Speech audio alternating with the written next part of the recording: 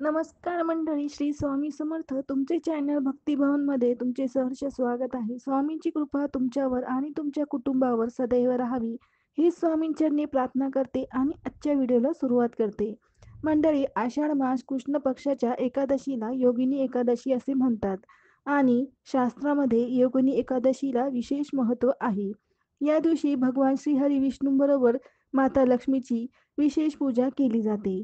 योगिनी एकादशीला तिन्ही लोकात सर्वात प्रसिद्ध आणि सर्वात पवित्र एकादशीच्या रूपात मानले जाते. या दिवशी पूजा केल्याने आणि उपवास केल्याने 88,000 ब्राह्मणाला जेवू घातल्याचे पुण्य मिळते. त्याचबरोबर तुमच्या कोणत्याही समस्येवर समाधान मिळते. अशा प्रकारे ही योगिनी एकादशी असते. प्रत्येक संकटावर आपल्याला त्याच्यापासून मुक्ती मिळते. या दिवशी श्रीहरी विष्णू आणि माता लक्ष्मीची विशेष पूजा केल्याचे महत्त्व आहे. जे भक्त या दिवशी उपवास पकडतात आणि विष्णू आणि माता लक्ष्मीची विधिविधानानुसार पूजा करतात, आराधना करतात, नामजप स्मरण करतात, त्यांना त्यांचा आशीर्वाद मिळतोच मिळतो. त्याचप्रमाणे त्यांची संकटेही दूर होतात, पापापासून मुक्ती मिळते आणि जीवनात आनंद येत असतो आणि दरिद्रताही निघून जाते. म्हणून योगिनी एकादशी खूप महत्त्वाची असते असे म्हणतात. जे भक्त एकादशीचा उपवास पकडतात तर ती खूपच चांगली गोष्ट आहे. पण जे काही जण उपवास पकडत नाही त्यांनी श्रीहरी विष्णूंची आणि माता लक्ष्मीची पूजा करा, स्मरण करा, मंत्र जप करा, आराधना तर नक्की करा.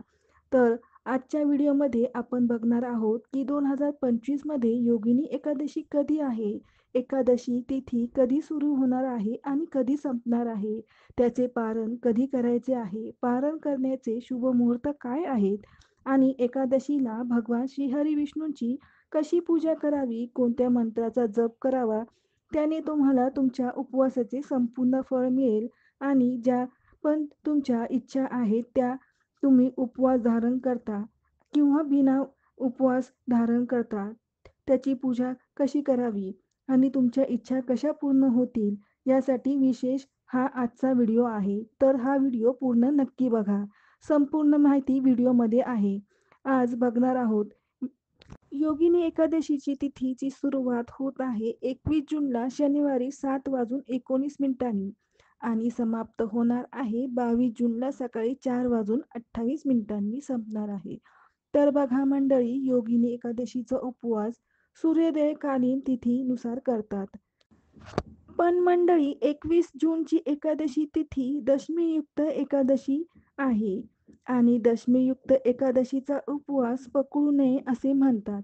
आणि 22 जून 2025ला जी एकादशी तिथी आपल्याला प्राप्त होत आहे ब्रह्ममुहूर्ताला, म्हणून एकादशी तिथीचा उपवास 22 जून 2025ला जर आपण पकडतो तर खूप छान आणि सर्वाधिक श्रेष्ठ असं होईल. तसे तर 2 दिवस हा उपवास पकडू शकतो. कारण काही भक्त हे 21 जूनला उपवास पकडतात. जशी ज्यांची श्रद्धा आहे तसे ते उपवास पकडतात. पण 21 जूनला दशमीयुक्त एकादशी आहे हे लक्षात ठेवा. आता बघूया पारणचा शुभ मुहूर्त. एकादशी पारण नेहमी द्वादशीला करतात आणि द्वादशी तिथी प्रारंभ होत आहे 22 जूनला सकाळी 4:27 आणि समाप्त होत आहे 23 जूनला 2025ला सकाळी 1:22. आता बघू पारण कधी करायचे. तर बघा, योगिनी एकादशीचा उपवास काही भक्त 21 जूनला पकडतील आणि काही 22 जूनला.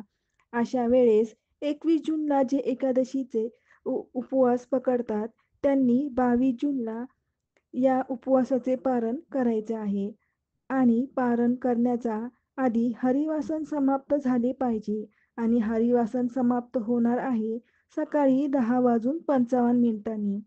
अशा वेळेस एकादशीचे पारण तुम्ही 22 जूनला 2025ला दुपारी 1:47 पासून संध्याकाळी 4:35 करू शकता. यावेळेस तुम्ही उपवास सोडू शकता. हा शुभ मुहूर्त आहे.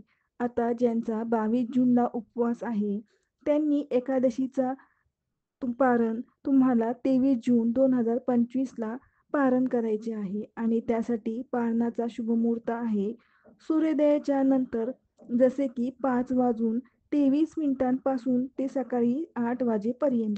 अजून एक गोष्ट अशी आहे की जर तुम्ही 22 जूनला उपवास पकडता, तर तुम्हाला माहिती असणे आवश्यक आहे, जर तुम्ही 23 जूनला पारण करता त्यावेळेस त्रयोदशी तिथी राहील. द्वादशी तिथी रात्री 1:22 संपेल, तर त्रयोदशी तिथीमध्ये तुम्हाला उपवासाचे पारण करायचे आहे, म्हणजेच उपवास सोडायचा आहे. तर मंडळी, अशी ही योगिनी एकादशी 22 जूनला आहे. या योगिनी एकादशीचा उपवास केल्याने हजार एकादशीचा उपवास केल्यासमान आहे असे म्हणतात. या एकादशीला त्रिस्पुषा एकादशी असेही म्हणतात, कारण ह्यावेळेस एकादशी, द्वादशी, त्रयोदशी या तिन्ही तिथीचा संगम होत आहे. आणि शास्त्रानुसार त्रिस्पुषा एकादशीचा उपवास जे पकडतात त्याला हजार एकादशीचा उपवास केल्यासमान फळ मिळते असे म्हणतात. म्हणून 22 जूनची एकादशी सर्वाधिक श्रेष्ठ आहे. दशमीयुक्त पण नाही. त्रिस्पुषा एकादशी खूपच दुर्लभ असा संयोग आहे. तर मंडळी, हा आजचा व्हिडिओ योगिनी एकादशी विषयी होता. या योगिनी एकादशीच्या दिवशी तुम्ही विष्णू सहस्त्रनामाचे स्तोत्र नक्की बोला. कनकधारा स्तोत्र बोला, श्रीसूक्त बोला, कुंकुमार्चन करा. एकादशी ही भगवान विष्णू आणि माता लक्ष्मीला समर्पित आहे. या एकादशीच्या दिवशी आपण जेवढी विष्णूंची आणि माता लक्ष्मीची पूजा करतो तेवढा आपल्याला त्यांचा आशीर्वाद भेटतो. आशा करते तुम्हाला हा आजचा व्हिडिओ नक्की उपयोगी पडेल. भेटू पुढच्या व्हिडिओमध्ये. तोपर्यंत श्री स्वामी समर्थ.